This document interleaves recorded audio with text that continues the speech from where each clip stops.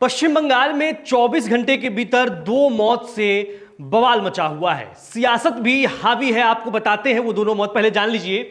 एक है पूर्व मंत्री 74 वर्षीय आशीष बनर्जी और दूसरा जो है वो है बंगाल में सीजेपी वॉलंटियर के पिता की मौत, और दोनों ही मौत पर बवाल मचा हुआ है। आपको बताते हैं दोनों को ही। पहले जानिए, पहला है पूर्व मंत्री और विधानसभा के पूर्व उपाध्यक्ष आशीष बनर्जी की मौत ने तृणमूल कांग्रेस के भीतर चल रहे राजनीतिक संघर्ष को और तेज कर दिया है। जो रीत व्रत बनर्जी का जो गुट है और एक ममता बनर्जी का जो गुट है वो अब आमने सामने है इस मौत पर। तो अब देखिए क्या है। घटनास्थल से एक नोट भी मिला है, हालांकि ये पत्र की प्रामाणिकता की स्वतंत्र रूप से पुष्टि नहीं हुई है और पुलिस इसकी लिखावट समेत अन्य पहलुओं की जांच कर रही है। नोट में आशीष ने अपनी मौत के लिए किसी को जिम्मेदार नहीं बताया है और राजनीति में आने को लेकर अफसोस जताने की बात सामने आई है। इसी के आधार पर मौत को लेकर राजनीतिक आरोप प्रत्यारोप शुरू हो गए हैं। विभिन्न दलों के नेताओं ने यह भी सवाल उठाया है कि मौत से पहले आशीष पर किसी तरह का दबाव, धमकी या सार्वजनिक अपमान तो नहीं हुआ था। यह अंदेशा जताया जा रहा है। अब देखिए इस पर बयानबाजी किस तरह से हावी है।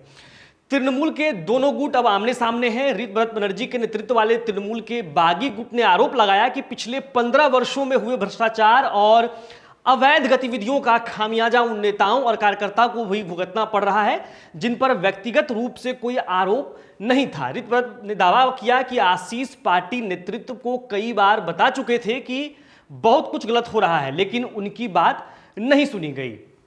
दूसरी ओर ममता बनर्जी के नेतृत्व वाले तृणमूल खेमे ने इन आरोपों को खारिज करते हुए कहा कि आशीष को राजनीतिक और सामाजिक रूप से बदनाम करने का माहौल बनाया गया। तृणमूल विधायक कुणाल घोष ने दावा किया कि आशीष सामाजिक बदनामी के दबाव को झेल नहीं सके और उनकी मौत के पीछे कथित उकसावे का आरोप भी लगा रहे हैं। उन्होंने आरोप लगाया कि 2026 के विधानसभा चुनाव में तृणमूल के खराब प्रदर्शन के बाद आशीष पर रीत व्रत खेमे के साथ जाने का दबाव था।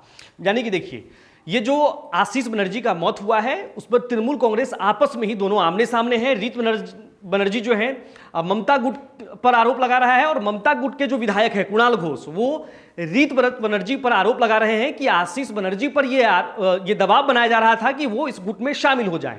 राष्ट्रीय महासचिव अभिषेक बनर्जी ने आशीष के निधन पर शोक जताते हुए भाजपा और मीडिया के एक वर्ग पर लगातार बदनाम करने का आरोप लगाया। उन्होंने कहा कि दशकों तक सार्वजनिक जीवन में ईमानदारी और सादगी से रहने वाले आशीष की छवि पर अभियान का असर जांच का विषय होना चाहिए।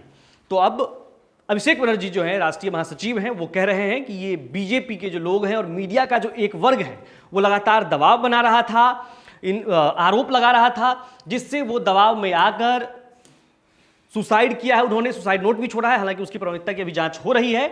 और तो ये जो है तृणमूल कांग्रेस के जो नेता थे, पूर्व मंत्री थे, विधानसभा के उपाध्यक्ष थे आशीष बनर्जी, उसकी मौत पर क्या कुछ हुआ है आज बंगाल में, बयानबाजी भी हुई है जो आपको मैं बताया। दूसरी मौत जो है, जो मैं आपको पहले बताया, बंगाल में सीजेपी वॉलंटियर के पिता की मौत, आशुतोष रांका का बीजेपी पर आरोप।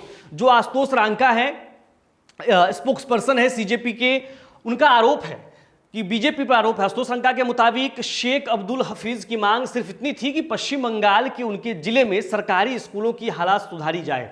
अभी सीजेपी के फाउंडर अभिजीत दीपके ने एक अभियान भी शुरू किया था कि सरकारी स्कूल को ठीक करना है। 15 अगस्त से स्वतंत्रता दिवस के अवसर पर ये अभियान शुरू किया गया है। अब देखिए इसकी डिटेल बताते हैं आपको, इस खबर पर क्या हुआ है। इसमें जो है पश्चिम बंगाल के मुख्यमंत्री ने भी बयान जारी किया है, सफाई दी है कि क्या कुछ हुआ है। देखिए, पश्चिम बंगाल में कुछ दिन पहले कांग्रेस जनता पार्टी के वॉलंटियर शेख अब्दुल हफीज के पिता जनाब माफिक पर हमला हुआ था। इस हमले में वह गंभीर रूप से घायल हो गए थे और बाद में उनकी मौत हो गई। यानी कि जो हमला हुआ था उसके बाद उनकी इलाज चल रहा था और इलाज के दरमियान आज जो है इनकी मौत हो गई है। हालांकि मुख्यमंत्री शुवेंदु अधिकारी ने इन आरोपों को खारिज कर दिया। उन्होंने कहा कि एफआईआर दर्ज कर लिया गया है, जिन पर भी आरोप लगा है उनके खिलाफ सख्त कार्रवाई की जाएगी। उन्होंने जोर देकर कहा कि 2 लोगों की गिरफ्तारी पहले ही हो चुकी है और उनका बीजेपी से कोई लेना देना नहीं है। यानी कि आशुतोष रांका स्पोक्स पर्सन जो आरोप लगा रहे हैं उस पर जो है शुवेंदु अधिकारी का बयान आया है जो मीडिया में दर्ज हुए, मैं आपको पढ़ के सुना रहा हूं। उन्होंने कहा है कि इससे बीजेपी का कोई लेना देना नहीं, ये सभी आरोपी हैं और कानून के दायरे में इनके खिलाफ कार्रवाई की जाएगी।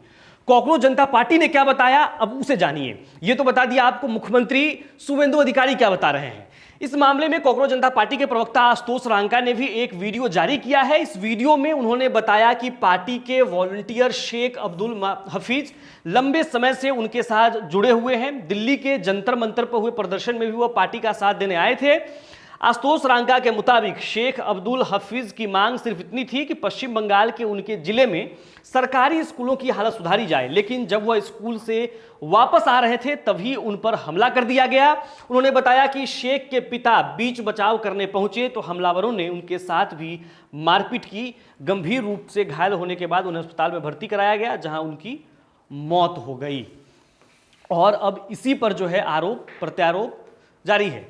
देखिए, सीजेपी कोई राजनीतिक पार्टी नहीं है।